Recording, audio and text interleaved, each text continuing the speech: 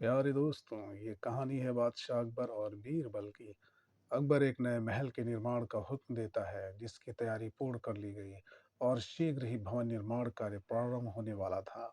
लेकिन जिस जमीन पर नया महल निर्मित होने वाला था, वो एक विधवा स्त्री का था। उसे वो जमीन छोड़ने के लिए विवश किया जा रहा था, लेकिन पूर्वजों की जमीन होने के कारण वो उस जमीन को छोड़ना नहीं चाहती थी। उसने बहुत मिन्नतें की, लेकिन उसकी कोई सुनवाई नहीं हुई। अंततः वो बीरबल के पास गई और उसे सारी बात बताकर मदद की गुहार लगाई।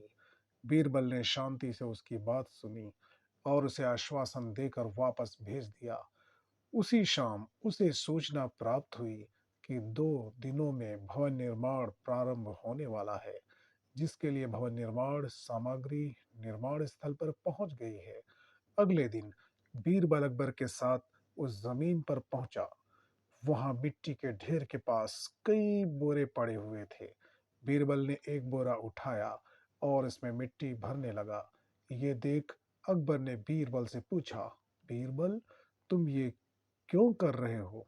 बीरबल ने उत्तर दिया, मैं अगले जन्म के लिए कुछ पुण्य कमाना चाहता हूँ, इसलिए ये कर रहा हूँ। बीरबल की बात अकबर को समझ नहीं आई, लेकिन उन्होंने उस पर अधिक ध्यान नहीं दिया। वे वहां खड़े देखते रहे और बीरबल बोरे में मिट्टी भरता रहा।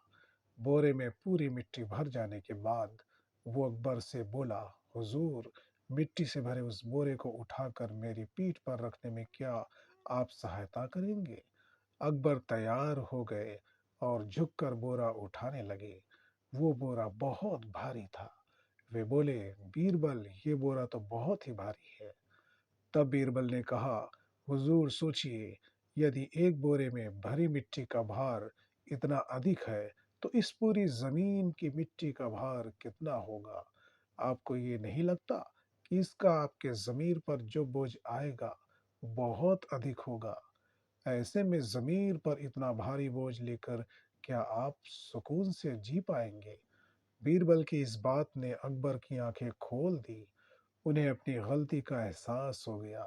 उन्होंने उसी समय निर्णय लिया कि वे उस जमीन पर नए महल का निर्माण नहीं करेंगे।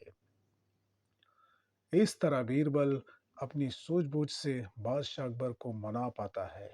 तो दोस्तों, ये थी बीरबल की समझदारी, जिसने अकबर को भी झुकने पर मजबूर कर दिया। तो दोस्तों, इस कहानी से हमें सीख मिलती है कि हमको लोगों पर दया करनी चाहिए, कमज़ोर लोगों की मदद करनी चाहिए और अपनी सूझबूझ से लोगों को फ़ायदा पहुंचाना चाहिए। थैंक यू, धन्यवाद।